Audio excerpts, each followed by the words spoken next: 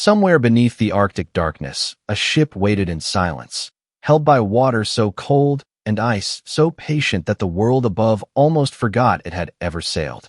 For more than a century, people imagined its masts trapped in frozen mist, its decks buried under snow, its name whispered through maps, letters, government records, and fireside stories told far from the polar sea. It was not a ghost ship in the simple sense, and it was not merely a lost vessel. It was a question made of timber, iron, ambition, and ice. How could one of the most carefully prepared expeditions of the Royal Navy enter the Arctic with two powerful ships and more than 100 trained men, then vanish so completely that generations would search for fragments of its fate? The answer begins not in the deep cold where the wreck would one day be found, but in England in 1845, when the expedition still looked less like a mystery and more like a triumph waiting to happen. At that time, Britain believed the map of the world still had one final northern secret to surrender: the Northwest Passage, a sea route through the Arctic that could connect the Atlantic and Pacific Oceans across the top of North America. For centuries, explorers had tried to solve it, and for centuries the ice had answered with silence, delay, and confusion. But the 19th century brought confidence. Ships were stronger. Instruments were better. Naval discipline was sharper. The age believed that careful planning could push through almost any frontier, and few frontiers seemed more worthy of conquest than the frozen channels above Canada. Into that belief stepped Sir John Franklin, an officer whose name already carried the weight of polar exploration. He was not a young adventurer chasing a first reputation. He was nearly 60 years old, experienced, respected, and remembered by many as a man who had already endured Arctic hardship before. To the public, Franklin represented a final great command, a chance for an honored naval figure to complete one of Britain's most desired geographic dreams. He had the bearing of a commander shaped by service, with the gravity of a man who knew that a voyage could become history if it succeeded. Yet that same gravity also made the expedition feel almost ceremonial, as if the mission had been prepared not only to discover a route, but to confirm the power and discipline of an empire that trusted its own methods. The ships chosen for the voyage were HMS Erebus and HMS Terror, names that already sounded as though they belonged to legend. They were not fragile wooden shells sent carelessly into northern waters. Both had histories of demanding service, and both had been strengthened for polar work. Their hulls were reinforced. Their engines and fittings reflected the period's faith in engineering. Their stores were packed for long absence. Food, tools, books, scientific instruments, clothing, and all the routines of naval life were brought aboard with the seriousness of men who expected hardship, but also expected to overcome it. In the harbor, before the white world swallowed them, the ships would have seemed solid, crowded, purposeful, and alive with preparation. Ropes were checked, supplies arranged, charts considered, orders passed from officer to sailor. Every object had a place, every man had a role, and every mile ahead appeared to belong to a plan. Beside Franklin stood a figure who would become even more important as the mystery deepened: Captain Francis Crozier. He was the second in command of the expedition and captain of HMS Terror, an Irish officer with hard-earned polar experience. If Franklin represented the public face of confidence and command, Crozier represented something quieter and perhaps more practical: the knowledge that the Arctic was never truly conquered by confidence alone. He had sailed in extreme conditions before. He understood long cold, distance, darkness, and the way ice could turn intention into waiting. Crozier's importance cannot be measured only by rank. In the later story, when records grow thin and certainty begins to fade, his name remains attached to the last known leadership of the expedition. He becomes the man standing near the edge of what historians can prove, the officer whose decisions after Franklin's time would help shape the final known chapter of the voyage. But in 1845, he was not yet the last known commander of a vanished expedition. He was a disciplined naval officer preparing to sail north with ships believed capable of finishing what others had begun. The early mood around the voyage held an almost dangerous mixture of caution and pride. Families said goodbye. Newspapers followed the departure. Naval authorities expected progress. The route would not be easy, everyone knew that, but the expedition was not imagined as a disappearance. It was imagined as a difficult success. Franklin, Crozier, and the men under them were entering a region where maps were incomplete, but they were not entering blindly. They had information from previous voyages, stores meant to last, and the culture of the Royal Navy behind them. Still, the Arctic has always had a way of making human preparation look smaller with every mile. A chart can describe coastlines, but it cannot promise open water. A ship can carry months of supplies, but it cannot command the seasons. A commander can issue orders, but he cannot negotiate with pressure ridges, moving flows, or channels that close before a sail can turn. As HMS Erebus and HMS Terror left England, the first part of their story seemed orderly. They crossed familiar waters first, then moved toward the colder reaches of the Atlantic, where the world began to thin into gray horizons, seabirds, fog, and the first signs of polar distance. The farther north they went, the more the voyage shifted from public event to private endurance. On land, people could still imagine the expedition as a line moving across a map. On board, that line would have been made of watches, meals, inspections, cold air, damp wood, metal fittings, cramped spaces, and the constant sound of a ship working through northern seas. The men were sailing not only toward a destination, but toward a place where communication itself would begin to fail. Letters could no longer travel easily. News would lag behind reality. The outside world would know less and less about them with each passing week, until hope had to live without confirmation. That is one of the most haunting things about the Franklin expedition. It did not become a mystery all at once. There was no single dramatic moment when Britain knew the ships had vanished. Instead, silence slowly thickened. First there was expectation, then waiting, then concern, then searches, then fragments. The expedition passed from confidence into absence, and absence became the beginning of the legend. But before the silence, before the Victory Point note, before King William Island became central to the investigation, before Inuit testimony helped preserve clues that official searchers had missed or misunderstood, there were two ships sailing north under command, carrying human ambition into a region that did not care about ambition. Franklin stood at the head of the mission, tied to the dream of completing the Northwest Passage. Crozier sailed beside him, experienced and watchful, a man whose role would grow heavier as the ice closed around the story. HMS Erebus and HMS Terror were not yet wrecks, not yet symbols, not yet names carved into one of the great polar mysteries. They were working ships, filled with voices, routines, hopes, and the ordinary confidence of men who believed they would return with a discovery. And that belief is what makes the opening of the story so powerful. The ships did not leave as warnings. They left as proof of what the age thought it could accomplish. Their disappearance would later reveal something far colder. The Arctic did not need to defeat them quickly. It only needed to draw them in, close the water behind them, and let the world wait. By the time the two ships had left the familiar coastline behind, the voyage had already begun to change from a public promise into a private test of discipline, patience, and faith in a map that was not yet complete.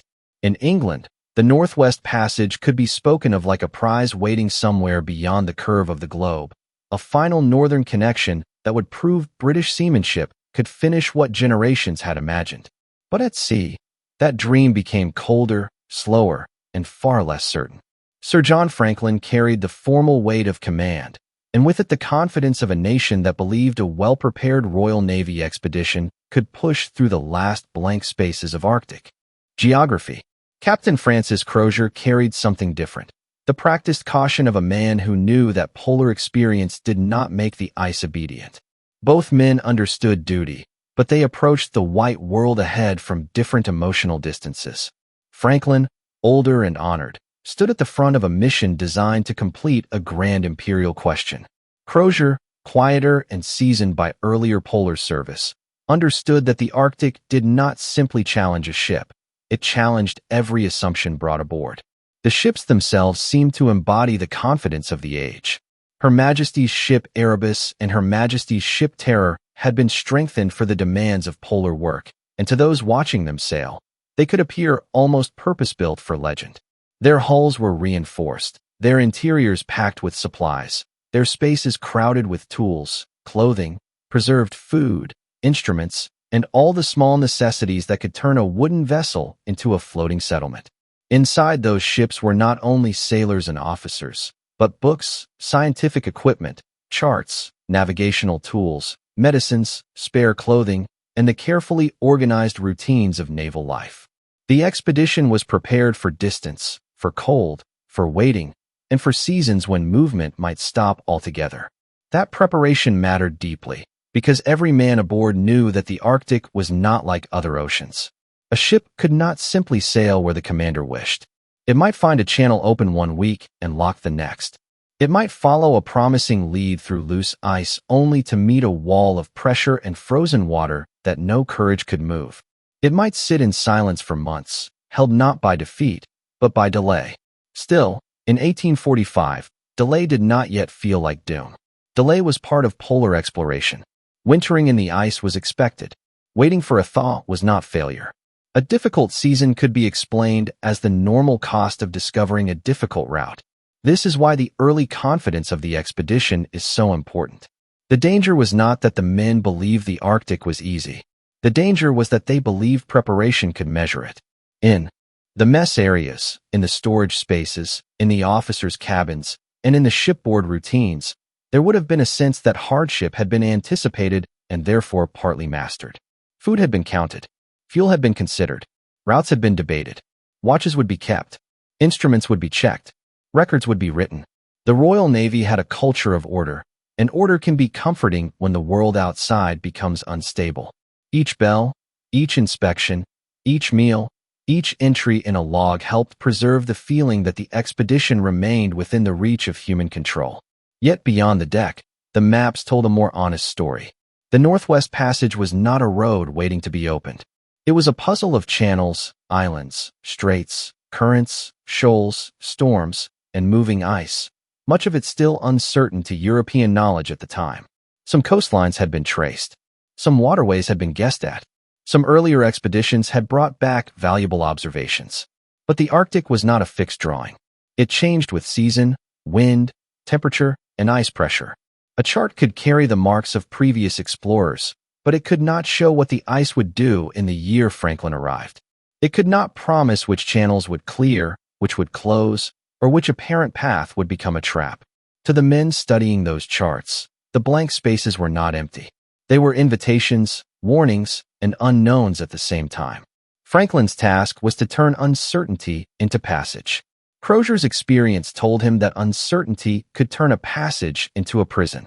As the ships moved farther from ordinary communication, the distance behind them became as meaningful as the distance ahead.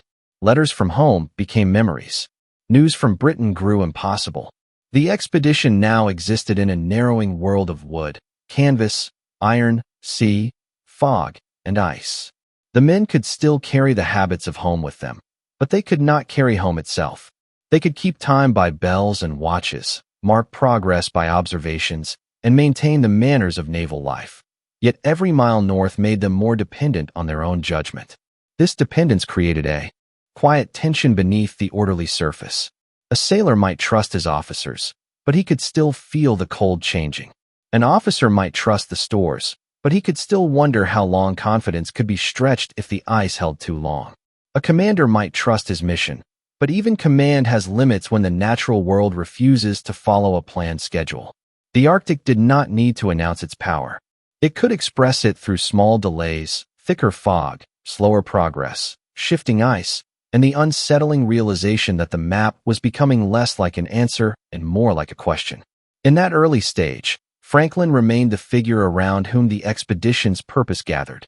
He was the commander named in the public imagination, the man expected to guide the ships toward discovery and return with news that the final northern route had been solved.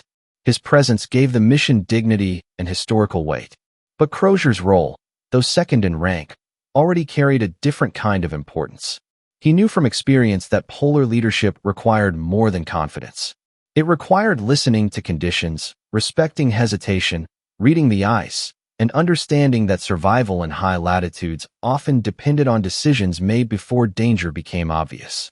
This contrast between the two men would later become one of the emotional foundations of the story. Franklin represented the expedition as it left England, honored, prepared, determined, and wrapped in the belief that the unknown could be organized. Crozier represented the expedition as the Arctic would slowly reveal it, vulnerable, dependent on judgment, and forced to adapt when the old assumptions no longer held. The men aboard Her Majesty's ship Erebus and Her Majesty's ship Terror could not know how later generations would search for them through notes, relics, testimony, and wrecks hidden beneath northern water. They could not know that places like Beechey Island and King William Island would one day become names attached to silence, evidence, and unanswered questions. At that moment, the expedition still had motion. The ships still had purpose. The officers still had charts spread before them. The sailors still had routines that made tomorrow feel connected to today. Yet the deeper they sailed into the Arctic, the more the voyage entered a region where European knowledge thinned and the confidence of empire began to meet a world older and less forgiving than any plan. The first mystery was not why the ships disappeared. The first mystery was how long it took for anyone to understand that preparation, discipline, and courage could all travel together into a place where the ice had the final word. Greenland was the last place where the expedition still seemed connected to the ordinary world, because beyond its coast the voyage would pass from known harbors into a silence that could not easily send news back. The ships had crossed the Atlantic with the purpose and confidence of a Royal Navy mission, and by the time Her Majesty's ship Erebus and Her Majesty's ship Terror reached the western side of Greenland, the men could still believe they were standing at the edge of a difficult but understandable journey. There were still other vessels to meet, still supplies to arrange, still human voices from outside the expedition to hear before the Arctic closed around them. In that brief doorway between civilization and uncertainty, the voyage had the strange feeling of a final inspection. Sir John Franklin remained the public center of the mission, the commander whose name carried the hope of completing the Northwest Passage, while Captain Francis Crozier remained the steadier, colder kind of presence, the officer who understood that the real test would begin only after the expedition moved beyond the last reliable contact. The ships had been prepared with impressive care, but preparation looked different when seen against Greenland's hard coast and northern light. Barrels, crates, clothing, tools, instruments, and preserved food had all been counted and arranged, yet everything aboard now had to be measured against distance. A coat was not just clothing. It was protection against months of cold. A chart was not just paper. It was a promise that might fail when the ice shifted. A ship's routine was not just naval discipline. It was a way of keeping men calm when the outside world became white, gray, and endless. Near Greenland, the expedition still had the comfort of transition. The men could look at the coast and know that other people lived in the world behind them. They could think of home as far away, but not yet unreachable in imagination. They could watch the last supply arrangements and believe they were doing what careful explorers had always done before entering a difficult region.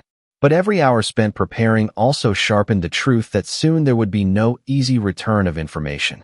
After the last known contacts, the expedition would move into the Arctic as a self-contained world. From that point forward, Franklin's orders, Crozier's judgment, the strength of the ships, and the patience of the crew would matter more than any expectation formed in London. The sea ahead was not empty. It was crowded with uncertainties that European charts had not fully mastered. Channels opened and closed. Ice drifted, pressed, cracked, and sealed. Land appeared in broken outlines, sometimes more confusing than helpful. The sky could brighten for long hours and still offer no warmth. The water could appear open in one direction while silently closing behind another. For men trained to trust observations, instruments, and the chain of command, the Arctic presented a different lesson. Not everything important could be known in advance. Still, the ships moved on, and for a time movement itself must have felt like proof that the plan was working. The crew entered the northern waters with duties to perform and habits to preserve. Men cleaned, repaired, cooked, watched, wrote, measured, and listened. Officers studied conditions and compared them with what previous voyages had reported. Franklin had to carry the confidence of command even when the map ahead grew uncertain. Crozier, commanding Her Majesty's ship Terror beneath Franklin's overall leadership, had to watch not only the route but the mood of a vessel living inside the limits of ice, weather, and expectation. The journey north and west was not yet remembered as disaster. It was still a voyage in progress, still a mission pushing into the unknown, with ships that seemed capable of enduring what the region demanded. That is what makes the early Arctic stage so haunting. Nothing about it would have felt like a legend to the men living it. The cold was practical. The work was daily. The waiting was familiar to polar sailors. Even danger could appear manageable when it arrived slowly, wrapped in routine. The first winter near Beechey Island would later become one of the earliest readable pages in the expedition's long mystery. At the time, it was a wintering place, a hard but expected pause in a difficult voyage. The ships stopped near an island that would one day become a landmark of evidence. But the men there could not know that future searchers would study that ground as if it were a message left behind. They built, stored, walked, worked, and passed through the season with the sober discipline of sailors in a frozen harbor. The landscape was severe, but it was not yet the final silence. Beechey Island stood in the high Arctic like a pale threshold. Around it, the air could feel stripped of softness. The horizon seemed wide and closed at the same time, with ice and rock making distance difficult to read. The expedition left traces there not because the men were trying to create a mystery, but because human life always leaves marks when it tries to survive in an extreme place. There were signs of shelter, storage, labor, and winter routine. There were objects and arrangements that would later tell searchers that Franklin's men had been there, had stopped there, had made the island part of their journey. To later eyes, those traces became clues. To the men who made them, they were simply the ordinary necessities of staying alive through an Arctic season while waiting for the route ahead to become possible again. This difference matters. History often turns practical decisions into symbols after the people who made them are gone from the record. A place where supplies were handled becomes a scene of investigation. A campsite becomes evidence. A line of stones, a discarded object, a preserved structure, or a lonely marker becomes a sentence in a story no one aboard intended to leave unfinished. The winter near Beechey Island did not yet reveal the final fate of the expedition, but it gave later searchers something solid to read after silence had become unbearable. It proved the ships had reached that far. It showed that the mission had not vanished immediately after leaving known contact. It created a first boundary between confirmed movement and later uncertainty. Before Beechey, the expedition could be followed through departure, planning, and last reports. After Beechey, the trail grew colder, wider, and more difficult to hold. For Franklin, that first winter must be understood within the expectations of Polar Command. Wintering was part of the Arctic rhythm. It did not mean the dream had failed. It meant the expedition had to wait, conserve, prepare, and move again when ice and season allowed. For Crozier, the same winter may be imagined more cautiously, not as a collapse, but as a reminder that time in the Arctic was never neutral. Every month in the cold changed the balance between confidence and vulnerability. Stores could be counted, but they were not endless. Men could adapt, but adaptation had limits. Ships could endure ice, but no ship could choose when the ice would release it. The Northwest Passage was still ahead, but the first winter had already shown that the passage would not be taken by will alone. When the season turned and the expedition prepared to push onward, Beechey Island remained behind as a quiet witness. The men sailed or moved from that place still inside a story they believed had a future, while the island kept the marks of their presence for those who would come searching later. That is the cold power of this chapter. The first clues were not dramatic announcements, but ordinary remains of a voyage still alive. The Arctic had not yet become a grave of certainty or a complete wall of silence. It had simply begun to separate the expedition from the world that expected its return, leaving behind just enough evidence for future searchers to know where the known story ended and the deeper mystery began. After Beechey Island, the expedition moved deeper into a world where progress no longer belonged entirely to men, ships, orders, or maps. The first winter had been harsh, but understandable, the kind of pause that Arctic exploration demanded from even the strongest vessels. Yet as Her Majesty's ship Erebus and Her Majesty's ship Terror pushed onward, the nature of the journey began to change. The Northwest Passage was still the purpose, still the great northern prize that had drawn Sir John Franklin from England and carried Captain Francis Crozier beside him into the white distance. But the route ahead was no longer something that could be imagined as a clean line through unfinished geography. It became a series of decisions made under pressure, with each decision shaped by ice, weather, visibility, and the uncertain promise of channels that might open just long enough to tempt a ship forward before closing again. The men still had discipline, and discipline mattered. They still had instruments, watches, compasses, charts, officers, routines, and the trained calm of the Royal Navy. But the Arctic was beginning to show them that good order could guide a ship without freeing it. A compass could indicate direction, but it could not soften a ridge of ice. A marine chronometer could preserve time, but it could not make a season move faster. A logbook could record conditions with care, but it could not turn observation into certainty.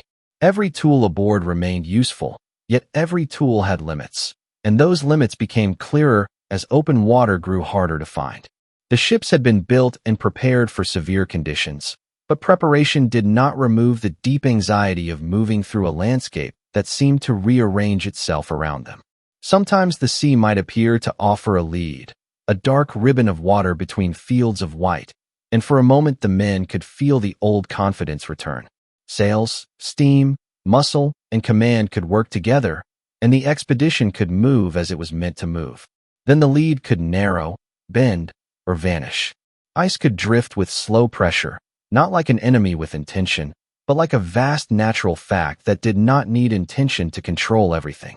The ships might make a few miles after long waiting, and those miles would feel hard-won, yet they were. Still only miles inside a region where distances stretched beyond ordinary patience. Franklin had to keep the mission steady, because a commander's confidence is not only personal, it becomes part of the structure holding other men together. He had to appear measured, alert, and committed to the larger purpose. The Northwest Passage had not been promised as easy, and no experienced officer would mistake difficulty for failure too soon. To turn back without necessity would mean surrendering the central aim of the voyage. To push forward without caution could expose the ships to conditions no map could fully explain. That was the pressure Franklin carried, the burden of deciding when hope remained reasonable and when hope had begun to disguise risk. Crozier, commanding Her Majesty's ship Terror under Franklin's overall leadership, would have understood that pressure in a more intimate way. His experience in polar waters gave him reason to respect every delay. He knew that ice was not merely an obstacle blocking motion. It was a force that changed the meaning of time. A week of waiting could become part of a plan. A month of waiting could become a question. A season of waiting could begin to alter the future of every man aboard. The crew did what crews were trained to do. They watched the horizon. They measured position. They repaired what needed repair. They kept order in the ship's enclosed world. They followed bells, watches, commands, meals, duties, and inspections. Naval routine became a kind of shelter against uncertainty. When the outside world is too large to control, the inside world must be kept as orderly as possible. A clean deck, a checked line, a careful entry, a properly stored tool, a measured observation. All of these small acts helped defend the mind against the feeling that the expedition had entered a place where human intention might not be enough. Yet even the best routine could not hide what every man could see when he looked beyond the rail. The Arctic did not offer stable reassurance. Its beauty was severe and often misleading. A bright sky could hang over a sea too frozen to cross. A calm day could still hold ships in place. A stretch of open water could lead only to another frozen barrier. The map might show a possibility, but the ice decided whether that possibility had any meaning that year. This was the deeper gap in European knowledge at the time. The charts were not useless, they were incomplete. They carried the work of earlier explorers, the lines of coast already observed, the hopes and guesses of men who had tried to turn the Arctic into something readable. But the region was not simply a missing section of paper waiting to be filled in. It was dynamic, seasonal, and indifferent. It could make a promising channel impassable and a dangerous detour seem briefly attractive. It could reward patience and punish the same patience if supplies declined while the ships sat still. Each observation mattered, but no single observation could promise safety. Each officer could reason from experience, but experience did not guarantee that the next floe, the next strait, or the next winter would behave like the last. As pressure increased, the expedition's emotional center began to shift. Franklin was still the commander, the visible embodiment of the mission that had left England under public confidence. His calm helped preserve the idea that the expedition remained on a difficult but honorable course. Crozier, however, became more and more important as the man whose practical understanding of polar reality stood closest to the daily strain. He knew that leadership in the Arctic was not only about giving orders. It was about reading silence, accepting delay without becoming passive, and recognizing when the environment was changing faster than the plan. The men needed both forms of command. They needed Franklin's official authority and sense of purpose. They needed Crozier's steadiness and hard-earned caution. Together, those qualities helped sustain hope, but hope in the Arctic was not a simple emotion. It had to be managed. Too little hope could weaken discipline. Too much hope could make danger seem temporary when it was becoming structural. The expedition continued to look for the route through, and every possible opening carried emotional weight. A dark seam of water could mean progress. A shift in wind could mean release. A crack in the ice could send imagination racing ahead toward open channels and the Pacific beyond. But each disappointment also accumulated quietly. The ships did not have to be broken to become vulnerable. They only had to be held. This is the cold tension of the Franklin voyage at this stage. Nothing needed to happen suddenly for everything to become more serious. The Arctic could tighten the story by inches, by days, by small changes in temperature and movement, by reducing choices until the commanders had fewer ways to protect the future. Her Majesty's ship Erebus and Her Majesty's ship Terror remained strong, familiar, and inhabited by routine, but the world around them was becoming less like a route and more like a closed system. The men had crossed beyond the last comfort of ordinary geography.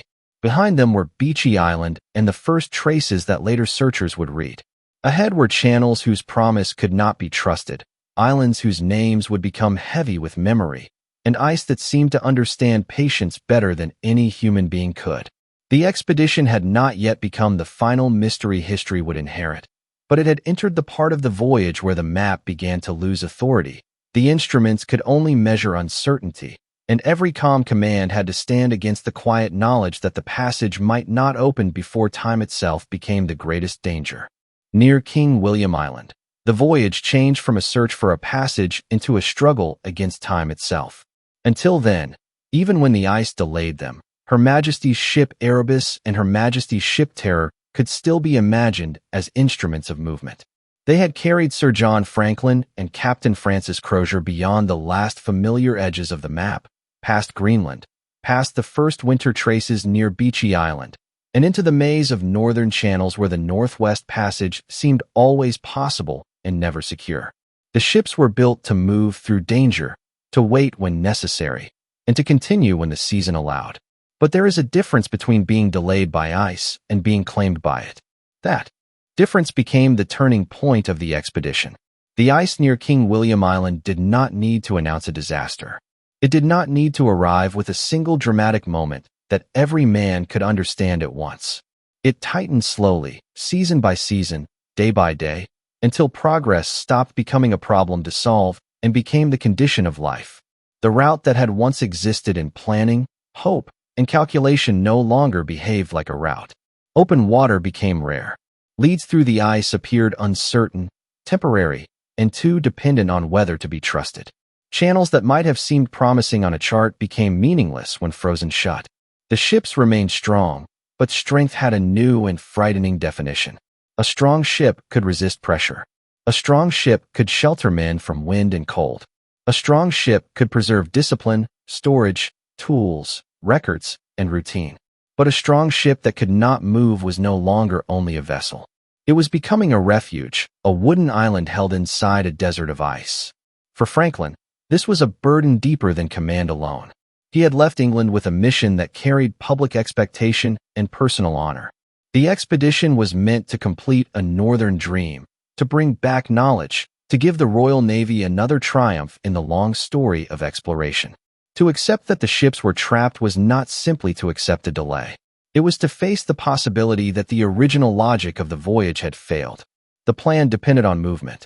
The supplies, the confidence, the chain of command, the discipline, and even the emotional structure of the expedition all assumed that winter could be endured because motion would return. If motion did not return, then every count of food, fuel, clothing, and strength began to mean something else. Time stopped being a background condition and became the expedition's main opponent. Crozier would have understood that with a particular clarity. His polar experience had taught him that the Arctic was most dangerous when it made waiting seem normal for too long. A day in the ice could be handled. A week could be explained. A season could be part of the rhythm of exploration. But when seasons repeated and the ships remained fixed, waiting became a question no officer could ignore. Each morning might look like endurance. Each evening might feel like discipline preserved.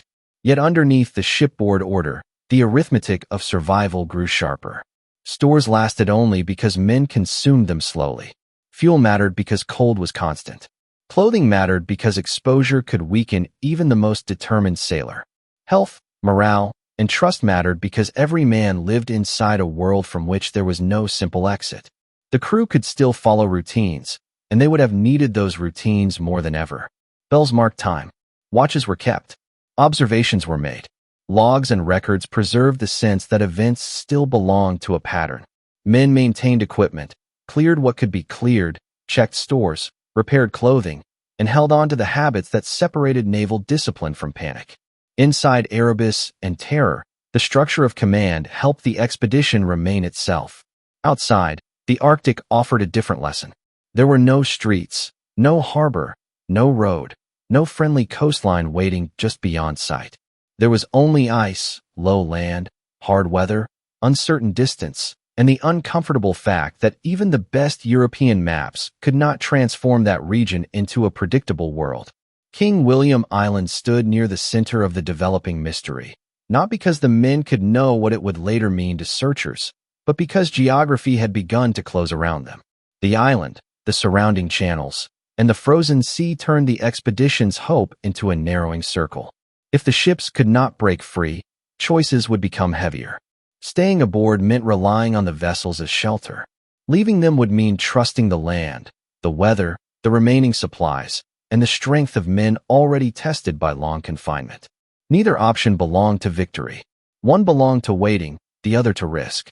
The terrible pressure of this stage came from the fact that the right decision may not have been clear when it had to be made. Historians can look back with notes, search, records, later testimony, and the knowledge that the ships did not return. Franklin and Crozier had to live inside uncertainty before it became history. They could not know exactly which delay would become irreversible. They could not know how future searchers would interpret the traces they left. They could not know that people more than a century later would still study their route, their decisions, and the few surviving clues as if listening for voices beneath the ice. In the moment, they had only the present facts. Ships held fast, open water failing to appear, time passing, and the Northwest Passage slipping from objective into memory. The emotional weight aboard must be imagined carefully and respectfully, because the evidence does not allow every private thought to be known. But the situation itself tells enough. Men who had sailed with purpose now lived in a place where purpose had to be remade each day.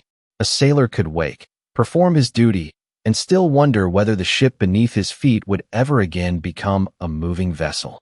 An officer could study instruments and charts and still feel the map becoming less useful than the weather outside the window. Franklin could preserve the dignity of command, yet every silent day in the ice reduced the distance between leadership and responsibility. Crozier could remain calm, experienced, and practical, yet even practical calm must have been tested by the knowledge that the environment was no longer merely delaying them. It was defining them. The ships, once symbols of British engineering and naval confidence, now held a more fragile meaning. They were protection, storage, shelter, and memory. Their cabins, holds, decks, and passageways contained the expedition's remaining world. Every object aboard became part of the struggle to continue. A tool, a coat, a tin, a chart, a compass, a chronometer, a written observation, a carefully kept order. The outside world had become almost unimaginable in its distance. England was not only far away in miles, it was far away in information. Families could not know what was happening. Admiralty officials could not receive reports. Newspapers could not follow progress. The expedition had crossed into a silence so complete that, from the outside, hope had to survive without evidence. Inside the ice, evidence existed everywhere, but only for the men trapped within it. They could see the frozen sea. They could measure the passing days. They could feel the difference between a planned winter and a confinement without a clear ending. This was the point where the mystery began to deepen beyond navigation. The question was no longer simply whether the ships could find the Northwest Passage. It was whether the men could outlast the conditions created by the search. The Arctic had transformed the expedition's strongest assets into questions. Could the ships protect them long enough? Could discipline hold? Could leadership adapt? Could the original plan be abandoned before waiting consumed too much of the future? Could Franklin's command and Crozier's experience find a path when the sea itself no longer offered one? There was no easy answer, and that is why this turning point matters. The expedition did not vanish because its men lacked courage, order, or preparation. It entered a place where courage, order, and preparation could all be present and still not be enough. Near King William Island, HMS Erebus and HMS Terror ceased to be only explorers' vessels pressing toward a route. They became the still center of a frozen story, sheltering men who had to face the slow realization that the passage ahead might remain closed, the world behind them might remain silent, and the ships that once promised movement might now be remembered most powerfully because they could no longer move. By the time hope began to thin around King William Island, the expedition had entered a stage where silence itself became one of the hardest conditions to endure. The ice did not only hold Her Majesty's ship Erebus and Her Majesty's ship Terror in place. It held every message, every explanation, every reassurance that might have reached the world beyond the frozen horizon. In England, families could still imagine the ships moving through northern waters, delayed perhaps, tested certainly, but still alive inside the logic of a difficult voyage. Admiralty officials could still hope that no news meant only that the Arctic had slowed communication, not that the expedition had passed into deeper trouble. But aboard the trapped ships, the men knew something the outside world could not yet know. Information no longer traveled. A decision made in the cabins could not become a report in London. A change in condition could not become a warning. A fear spoken quietly among officers could not cross the ice and water to those waiting at home. The expedition had become a world sealed inside its own evidence, and that isolation changed the meaning of leadership. Sir John Franklin had entered the Arctic as the commander of a national ambition, the man entrusted with guiding 2 ships toward the long-sought Northwest Passage. His name had given the mission its public shape, and his authority had helped hold the voyage together through preparation, departure, Greenland, Beechey Island, and the difficult advance into the Central Arctic. But the surviving historical record later makes clear that Franklin did not remain the living center of command through the final known stage. The expedition that had begun under his leadership moved into a colder chapter, one in which Captain Francis Crozier had to carry the remaining burden of command under conditions that no ceremony of departure could have prepared him to face. This was not a simple transfer of responsibility in a safe harbor, with orders written cleanly and the next voyage carefully planned. It was command inside uncertainty, command with ships that could not freely move, command over men whose future depended on choices made in a landscape where every option was narrowed by weather, distance, supplies, and the terrible patience of ice. Crozier's experience mattered more than ever, but experience did not turn the Arctic into something generous. It only allowed him to understand more clearly how serious the situation had become. He could study the maps and know their gaps. He could consider the stores and understand what time would do to them. He could read the weather not as scenery, but as pressure. He could look at the men and recognize that discipline had to protect not only order, but morale. The problem was no longer simply where the passage lay. The problem was whether the expedition could survive long enough for any route, any rescue, or any practical decision to matter. The ships still offered shelter, but shelter was not the same as rescue. Their wooden walls protected instruments, stores, logs, and human routines, yet they were also fixed in a place that could not promise release. Each day aboard carried 2 meanings. It was one more day of endurance, and one more day consumed from the future. Rations had to be considered not as abundance, but as a calculation. Clothing had to be preserved. Tools had to be chosen carefully. Notes had to be written with the awareness that someone else, perhaps much later, might have to understand what had happened from only a few lines left behind. The officers could not afford panic, and the men could not live on uncertainty alone. So the routines continued because routine was a form of courage. Watches were kept. Observations were made. Records were maintained. Orders were followed. The discipline of the Royal Navy did not disappear simply because the ships were trapped. In many ways, it became more necessary than it had ever been. But beneath that order stood the question no one could ignore forever. If the ships could not be freed, should the men remain with them, or should they attempt to move across the land and ice toward the possibility of help? That question was not dramatic in a simple way. It was not a choice between safety and danger. It was a choice between different uncertainties. To stay meant trusting the ships, the remaining supplies, and the chance that the ice would eventually release them or that searchers might come near enough. To leave meant trusting bodies already worn by cold and confinement, trusting sledges, equipment, maps, and the ability to cover immense distance through one of the least forgiving regions on Earth. The nearest possible help was not a village around the next hill or a port beyond the next bay. It was far beyond ordinary expectation, measured in rough miles, hostile weather, and terrain that turned every movement into effort.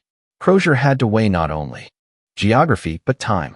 He had to think like a commander and like a survivor at once. A commander protects discipline. A survivor recognizes when a plan has become a trap. A commander values the ships. A survivor knows when even a strong ship may become a shelter that cannot save those inside it. A commander preserves hope. A survivor must decide when hope requires movement instead of waiting. In that balance, the emotional weight of Franklin's absence became part of the story.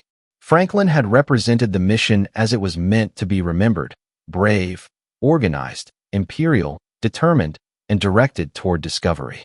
Crozier now represented the mission as it had become: isolated, uncertain, practical, and forced to make decisions under conditions history can still only partly reconstruct.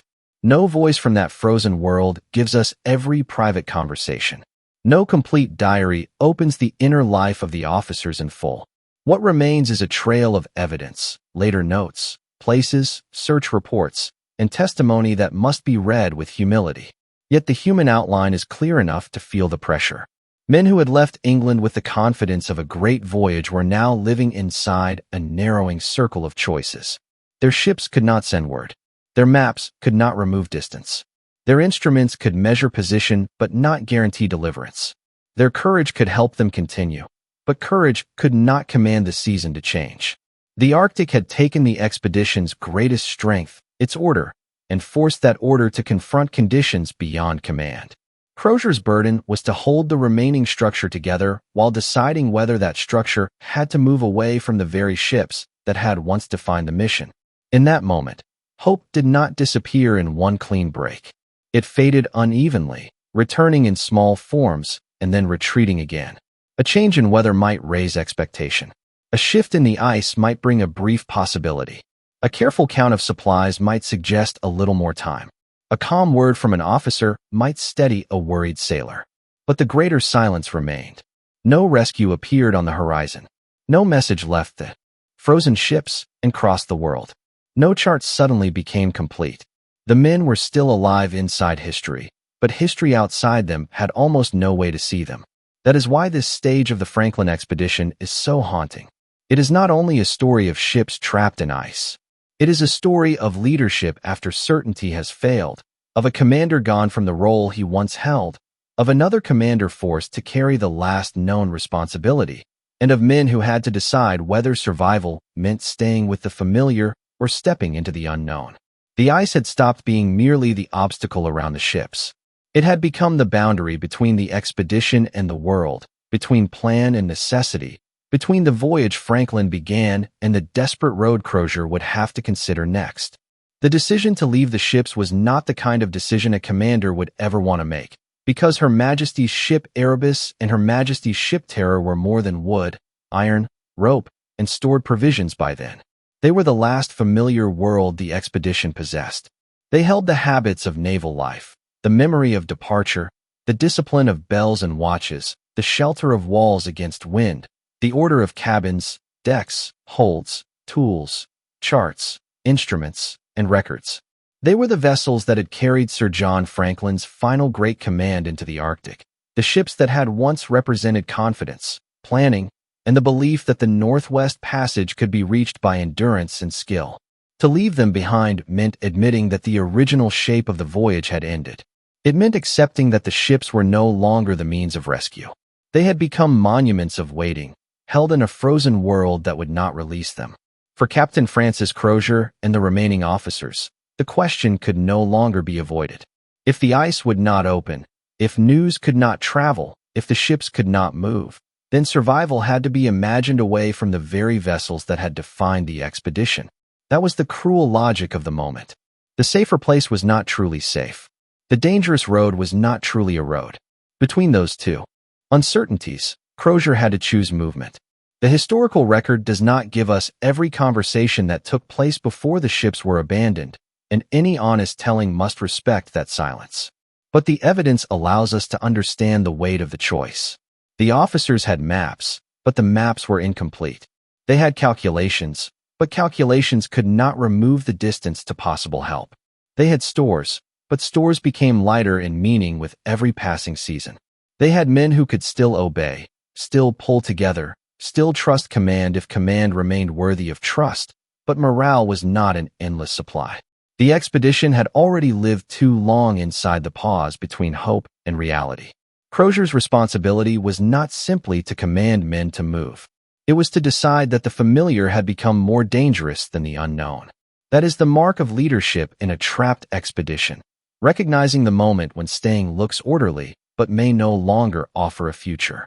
Around King William Island, the landscape did not soften to make that choice easier. The world outside the ships was vast, pale, and spare, a place where sound seemed to fall away into open cold. The distant south was not an ordinary march. It was a test of strength, organization, judgment, weather, and time. The men would have to carry what they could, leave what they could not, and trust that the route ahead might eventually lead toward contact, food, shelter, or some form of human help beyond the frozen isolation. Every object selected mattered. Every burden had to be weighed against usefulness. Tools, papers, clothing, instruments, and provisions all belonged to the practical language of survival. Yet there was also another kind of burden, the need to leave behind a message for the world outside. If the men disappeared into the south without explanation, the expedition might vanish into complete uncertainty. A note could not save them by itself, but it could speak after their voices could not. It could mark a place, preserve names, record dates, explain decisions, and give future searchers something firmer than rumor. The notes left near Victory Point would become among the most important evidence in the entire story because they turned silence into a fragile written trail. In a world where no ship could carry dispatches back to England, a small written record became an act of discipline, duty, and hope. It suggested that even as the expedition faced the unknown, the officers still thought like naval men. They recorded. They identified. They left order where disorder threatened to take everything. Crozier, along with James Fitzjames and the remaining leadership, appears in this final known documentary trace not as a figure of legend invented later, but as part of the expedition's last readable human structure. The note did not answer every question, and perhaps that is why it remains so powerful. It tells enough to change the story, but not enough to close it. It gives the abandoned ships, the death of Franklin, the decision to move, and the direction of travel, but it does not give the full inner life of the men who stood in that cold and made the decision. The missing details create the space where the mystery still breathes. What did Crozier feel as the plan was set? What did the sailors think as the ships that had been their world became something they had to leave? How heavy did the silence feel when the last preparations were made? The evidence cannot answer in full, but the situation itself carries emotional truth. A commander does not abandon ships lightly. Sailors do not walk away from shelter without understanding that something fundamental has changed. The act of leaving was both surrender and courage at once. Surrender to the fact that the vessels could not complete the mission as intended, and courage in the decision to carry life forward into a landscape that offered no promises. The march south across King William Island must be approached with restraint, because the later fragments of evidence do not permit a complete, certain reconstruction of every step. But its meaning inside the narrative is unmistakable. This was the climax of human decision in the Franklin expedition. The dream of sailing through the Northwest Passage had narrowed into a line of men preparing to move over ice and land, away from the ships, away from the last stable structure of the voyage, and toward a possibility so distant it could barely be called a destination. The Arctic around them was not dramatic in a theatrical way. It was quiet, immense, and indifferent. The wind did not need to roar for the moment to be frightening. The silence itself was enough. In that silence, discipline had to become motion. Responsibility had to become a route. Hope had to become something smaller and harder than confidence. One step, one load, one decision, one group held together by command. Crozier's role as the last known commander gains its force here because he stands at the point where official history thins into survival mystery. Franklin had led the expedition into the Arctic as commander, but Crozier carried the remaining responsibility when the ships could no longer fulfill their purpose. He had to think of the men, not the legend. He had to think of distance, not glory. He had to think of what could be carried, what had to be left, and what message might remain if the journey failed to reach help. That human practicality is more moving than any invented speech could be. It shows a commander reduced to essentials, not because he lacked dignity, but because the Arctic stripped the expedition down to the simplest truths. Ships may be strong and still be trapped. Maps may be valuable and still incomplete. Courage may be real and still uncertain of the road ahead. The final notes, the abandoned vessels, and the movement south form the heart of the mystery because they mark the last moment when the expedition speaks with something like its own voice. After that, the story becomes scattered among traces, searchers, testimony, objects, interpretations, and the long work of memory. But here, at the threshold of leaving, the men were not yet evidence. They were still a crew, still under command, still trying to turn order into survival. The world beyond the ice did not hear them. England did not yet know the true shape of what had happened. Future searchers had not yet arrived. Only the Arctic witnessed the choice as Crozier and the remaining officers prepared to lead their men away from Erebus and terror, southward across King William Island, carrying what they could, leaving what they had to, and trusting that a few written words might someday tell the outside world where the known voyage ended and the final silence began. When the ships did not return, the mystery finally became larger than the expedition itself. At first, the silence could still be explained by distance, ice, weather, and the ordinary delays of Arctic travel. No one in Britain could watch Her Majesty's ship Erebus and Her Majesty's ship Terror from shore.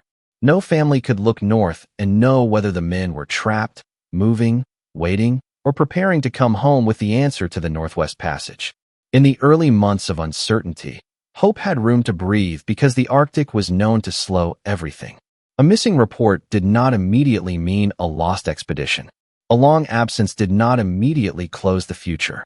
But silence has weight when it lasts too long, and with each season that passed without Franklin's ships, that weight grew heavier. The voyage that had begun as a confident Royal Navy mission became a national worry, then an urgent search, then one of the most haunting maritime questions of the 19th century. Sir John Franklin had left as the commander of a grand imperial ambition, and Captain Francis Crozier had sailed beside him as the experienced second-in-command. But after the ships were held in ice near King William Island, after Franklin no longer led the expedition in the way he had at the beginning, and after Crozier and the remaining officers prepared to move south, the story passed beyond ordinary naval reporting. The men could no longer send explanation back across the frozen distance. The only voice left to the outside world would come from fragments. A note, a place, a route, objects left behind. Testimony remembered by people who knew the Arctic not as a blank space on a European map, but as a lived environment of movement, survival, and knowledge. The final notes became the first true bridge between the expedition and the searchers who followed. They did not answer everything, but they answered enough to deepen the mystery. They showed that the ships had been abandoned, that Franklin had died before the final known stage, and that Crozier, along with other remaining leaders, had carried responsibility into the next desperate decision. For later searchers, the notes were not simply pieces of paper. They were the expedition speaking from the edge of silence. They gave dates, names, direction, and a glimpse of command under pressure. Yet they also left behind the questions that still make the story powerful. What happened after the men moved south? How far did they get? Which decisions helped them endure longer, and which were forced by conditions too severe to overcome? Why did the ships remain so difficult to locate for so many generations? The written clues opened the door, but they did not lead searchers all the way through it. That was why the search became almost a second expedition in the history of the first. Ships went north looking not only for survivors, but for certainty. Search parties studied coastlines, campsites, cairns, records, and stories. They moved through the same kind of landscape that had tested Franklin and Crozier, and they came to understand that the Arctic did not give up evidence easily. Snow could hide, ice could move, distance could distort. A small object could become important only when placed beside another object found miles away. A route could be guessed, revised, doubted, and guessed again. The mystery became a puzzle scattered across geography and memory. One of the most important forms of memory came through Inuit testimony, and any truthful account of the Franklin story must give that knowledge its proper weight. For too long, European searchers and readers often treated the Arctic as empty or silent until British records gave it meaning. But the region was not empty, and it was not silent. Inuit communities knew the land, sea ice, animals, seasons, routes, and dangers with a depth that no visiting expedition could match. Their testimony preserved observations about ships, men, objects, and places that later investigators would return to again and again.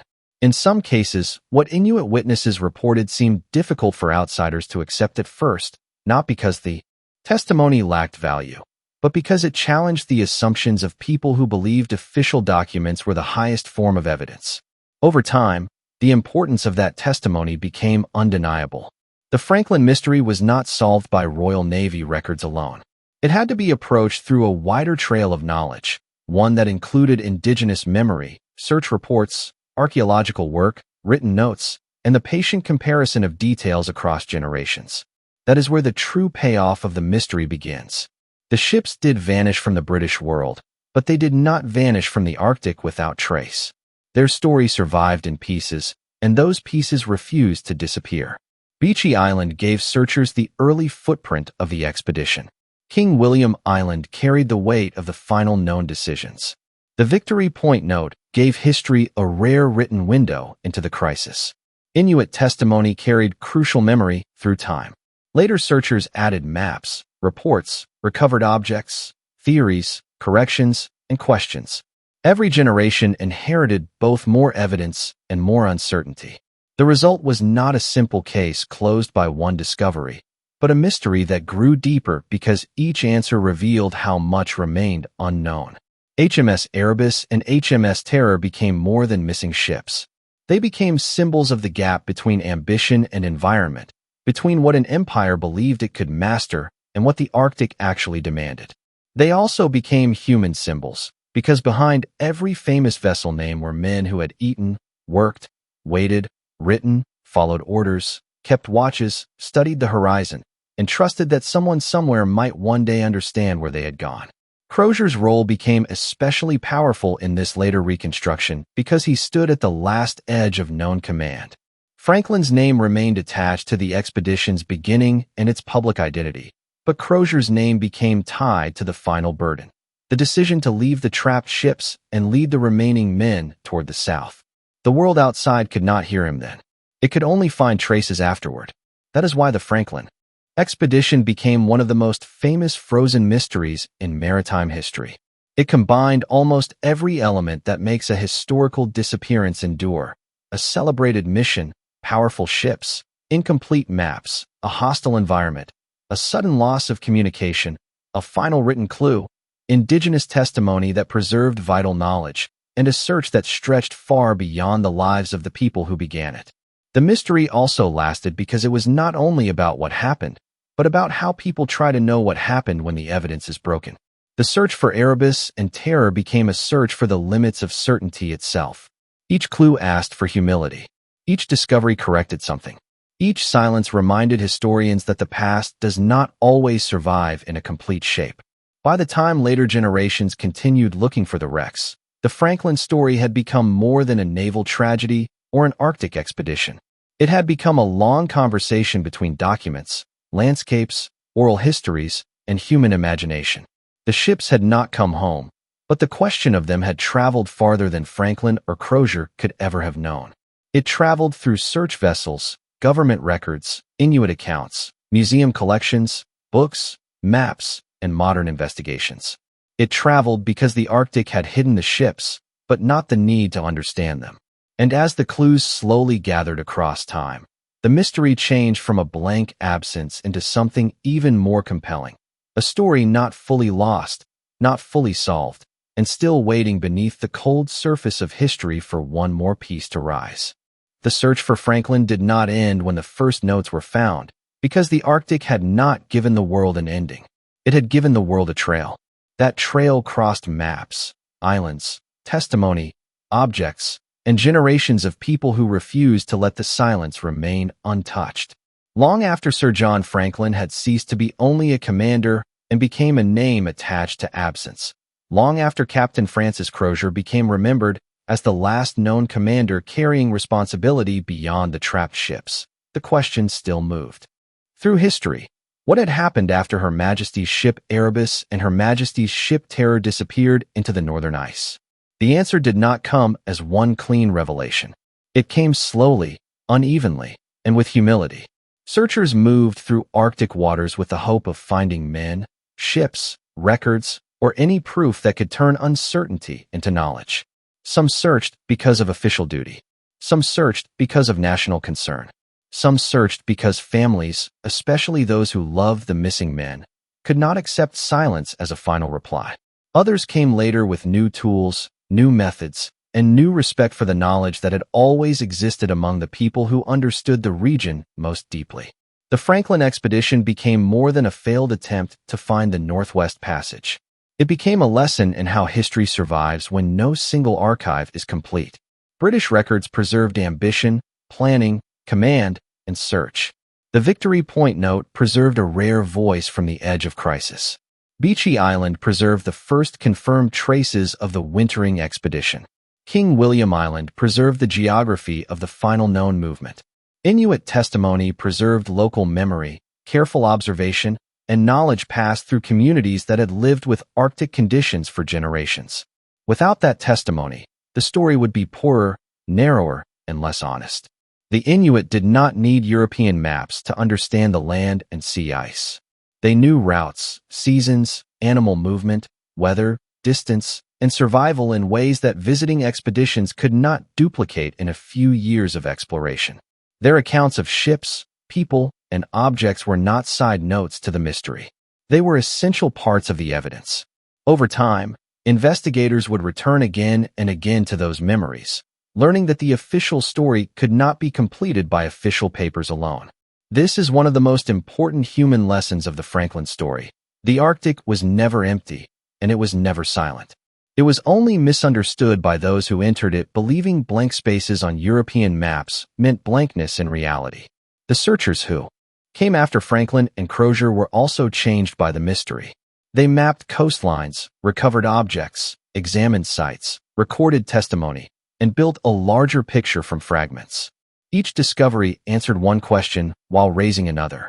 A place showed where men had been, but not everything they had endured. A note explained a decision, but not every conversation behind it. An artifact showed movement, but not every mile. A testimony preserved memory, but required patient listening and careful respect. The mystery endured because it sat between evidence and absence. It was never a total blank. It was never fully solved. That balance made it powerful. It invited historians, archaeologists, naval experts, Inuit knowledge keepers, writers, and ordinary people to keep returning to the same cold question from different directions. Then, in the 21st century, something remarkable happened.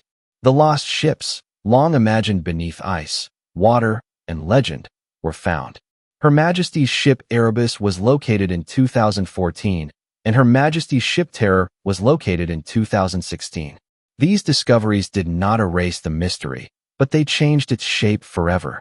The ships were no longer only names in reports or symbols in paintings. They were physical places again, preserved under Arctic waters as extraordinary underwater archaeological sites. For more than a century, people had searched through documents, islands, stories, and scattered objects. Now the vessels themselves had re-entered history. Their discovery showed that the past can remain hidden for a long time without being gone. It also showed that memory can guide technology when respect is given to the people who have carried knowledge across generations. The finding of the wrecks gave new life to old questions. What exactly happened aboard after the ships were trapped? How were they used in their final years? What was left inside? What can underwater archaeology reveal? And what will remain forever beyond proof? Even with the wrecks found, the Franklin expedition still asks for restraint. It is tempting to treat every discovery as the final answer, but responsible history does not turn gaps into certainty. The evidence must be allowed to speak at its own strength. Some things can be known. Franklin commanded the expedition that left England in 1845. Crozier became central to the final known command after Franklin was no longer alive. The ships were abandoned after being held by ice. The final notes became crucial clues. Inuit testimony helped preserve and guide understanding. Later searches and modern archaeology brought the story forward into the present. But much of the inner human experience remains hidden. We do not know every fear, every hope, every quiet conversation, every decision weighed in a cabin, or every thought carried across King William Island. That uncertainty is not a weakness in the story. It is part of its truth. It reminds us that historical people were not characters invented for mystery. They were real men living through conditions that should be described with care, not spectacle. For American viewers today, the Franklin story still matters because it speaks to themes far beyond one British expedition. It speaks to the danger of confusing confidence with mastery. It speaks to the limits of technology when the environment is larger than the plan. It speaks to leadership under conditions where no choice is clean. It speaks to the value of local and indigenous knowledge, especially when powerful institutions fail to listen fully. It speaks to the way a single journey can become a mirror for human ambition, courage, error, endurance, and memory. A ship can vanish in ice, but a story can rise through maps, artifacts, notes, underwater archaeology, and voices carried across time. That is why this story still holds its power. The ships vanished in Arctic ice because the expedition entered a region where the sea itself could become a locked door, where a route that looked possible on a map could close around even the strongest vessels, and where time could become more dangerous than any single storm. Franklin's expedition sailed because Britain believed the Northwest Passage could finally be found, and because the Royal Navy trusted discipline, engineering, and command to carry human ambition through the last blank spaces of the northern map. HMS Erebus and HMS Terror did not return because the ice near King William Island turned them from moving ships into trapped shelters, then into silent evidence left behind in a world too distant for news to escape. The mystery lasted for generations because the final record was broken into fragments. The winter traces at Beechey Island, the hard geography of King William Island, the Victory Point note, objects found by later searchers, Inuit testimony, and finally the underwater archaeology that brought the wrecks back into history in the 21st century. What makes the Franklin expedition so haunting is not only that 2 ships disappeared, but that they disappeared almost within reach of explanation, leaving enough clues to keep the search alive, yet enough silence to prevent the story from ever feeling fully closed. Franklin remains tied to the ambition that launched the voyage. Crozier remains tied to the burden of its last known command.